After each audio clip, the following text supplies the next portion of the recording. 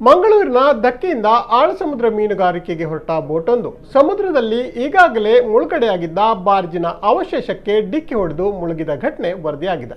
ಈ ಸಂದರ್ಭ ಒಟ್ಟು 12 ಮಂದಿ ಸಿಬ್ಬಂದಿಗಳು ಇದರಲ್ಲಿದ್ದು 11 ಮಂದಿಯನ್ನ ರಕ್ಷಿಸಲಾಗಿದ್ದು ಒಬ್ಬರು ನೀರು ಪಾಲಾಗಿದ್ದಾರೆ. ಉಳ್ಳಾಲದ ಭಾನುಪ್ರಕಾಶ್ ಎಂಬವರ ಮಾಲಕತ್ವದ ಆದ್ಯ ಹೆಸರಿನ ಬೋಟ್ ಇದಾಗಿದ್ದು ಬಾರ್ಜ್ಗೆ ಡಿಕ್ಕಿ ಹೊಡೆದು ಮುಳುಗಿದ ಕಾರಣ ಒಟ್ಟು 1,30,30,00,000 ರೂಪಾಯಿ ನಷ್ಟ ಉಂಟಾಗಿದೆ ಎಂದು ಅಂದಾಜಿಸಲಾಗಿದೆ. ಆಳ ಸಮುದ್ರದಲ್ಲಿ ಬೋಟ್ ಸಂಪೂರ್ಣವಾಗಿ ಮುಳುಗಡೆಯಾಗಿ ನಷ್ಟ ಉಂಟಾಗಿದೆ. ಸದ್ಯ ಕಣ್ಮರೆಯಾದ ಮೀನುಗಾರನಿಗೆ ಹುಡುಕಾಟ ನಡೆದಿದೆ.